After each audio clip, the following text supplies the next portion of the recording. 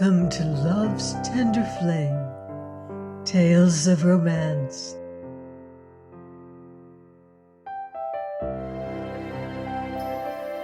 I'm Ardell, reading The Auction Block by Rex Beach.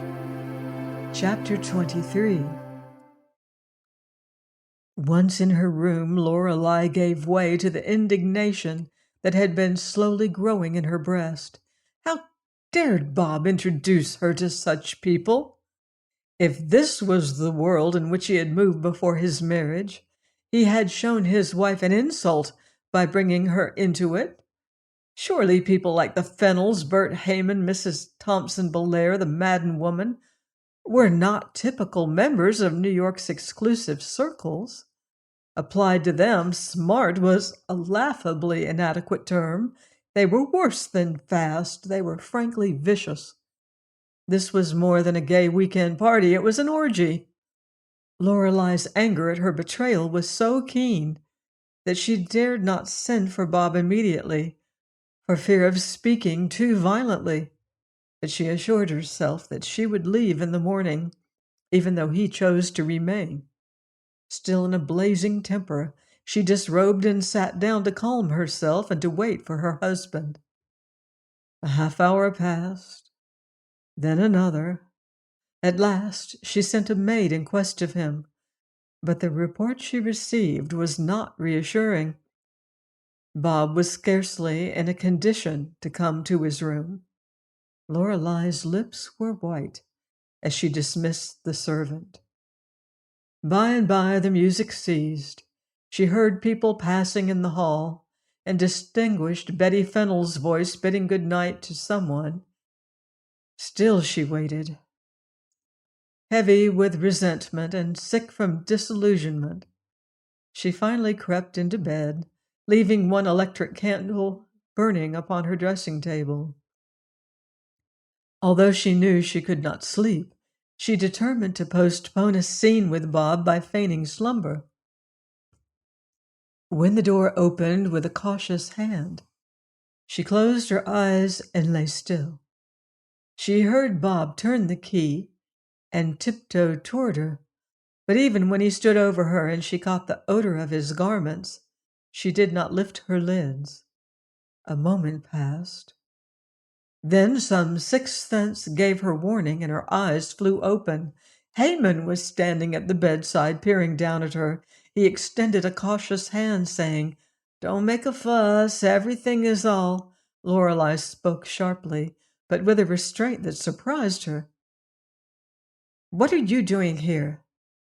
"What am I? Why, nothing especial. I had to tell you good night, you know." He laughed guardedly, nervously. She saw that he was considerably drunker than when she had escaped from his attentions, but evidently he knew quite well what he was about. "Kindly get out and close the door after you," she directed, still without raising her voice. "The door's closed and locked," he snickered. Lorelei sat up with eyes blazing. "Don't worry about Bob," muttered Heyman reassuringly. "Bob's good for 2 hours yet. I've seen to that. And he couldn't find his way upstairs anyhow. Say, I want to talk to you. You've got me going, Lorelei." "You've been drinking, Mr. Heyman. I'm willing to think that you made a mistake in the room if you go at once." The intruder took no warning from her crisp tones, nor from the fact that her twilight eyes were as dark as a midnight sky.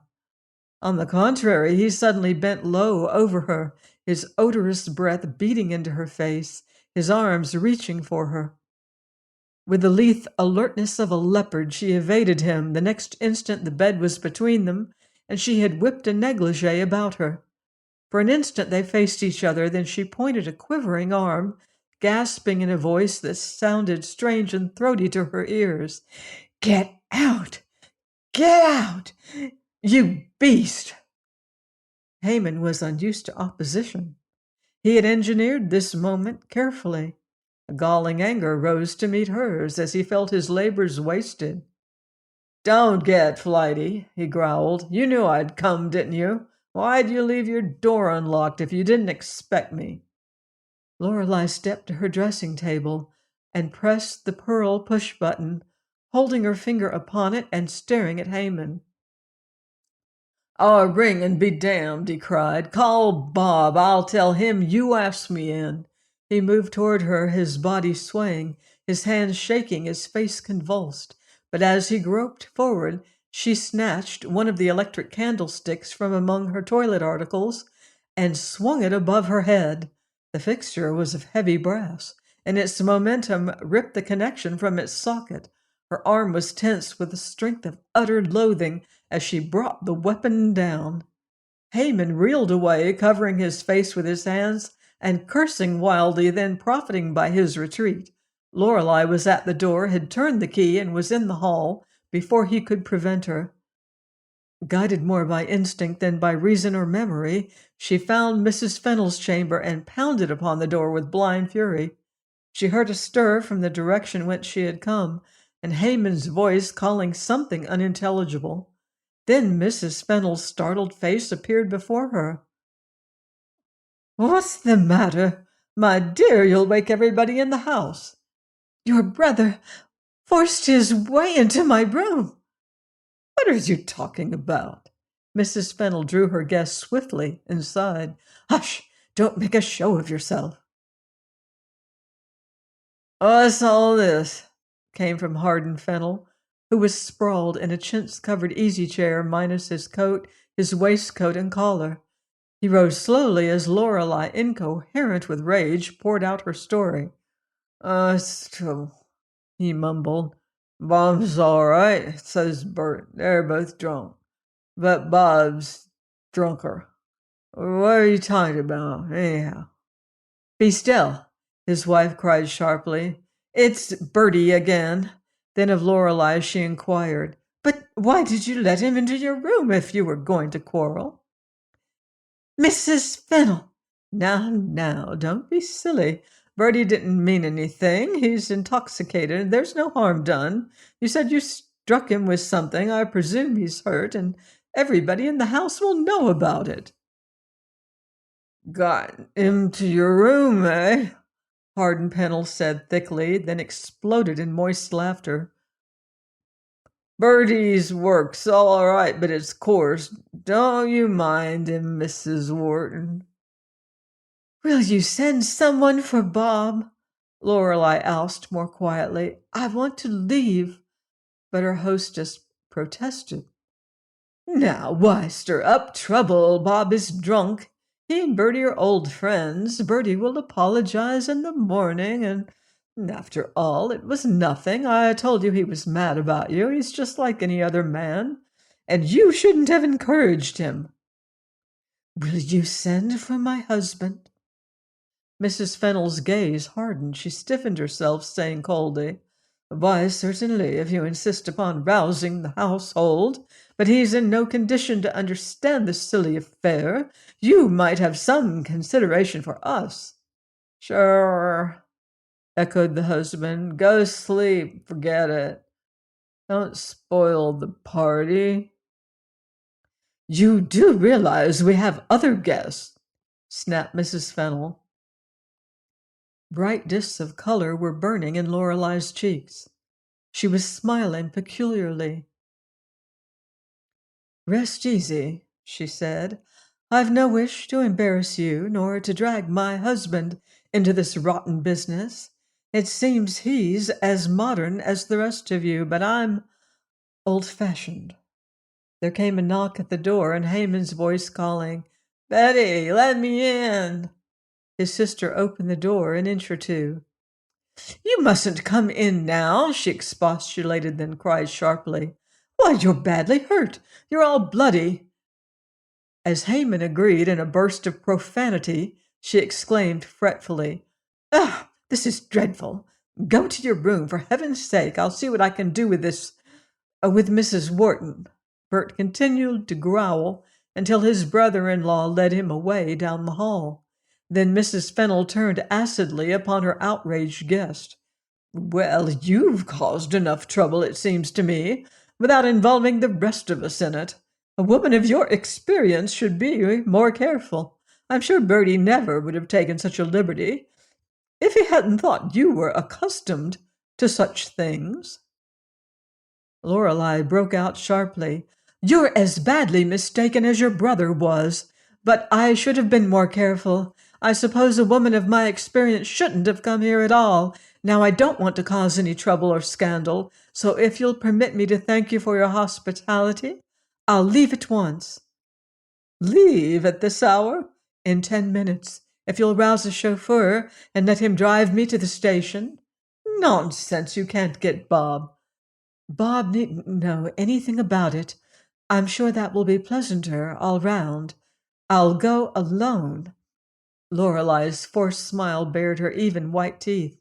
"Of course, if it's too much trouble, I can walk." "No trouble at all." Mrs. Fennel showed some relief. "I think you're acting very rudely, but I dare say it would save a lot of unpleasantness. Bertie's furious. He and Bob might fight. I'm dreadfully sorry. Still, I can't permit you." "In 10 minutes, then, if there's no train, I may ask your chauffeur to drive me into the city." "Oh, why, to be sure. What shall I tell Bob when he asks for you?" "Use your own judgment, please. You can handle drunken men better than I. And don't trouble to send a maid to my room. I'll be downstairs when the car comes."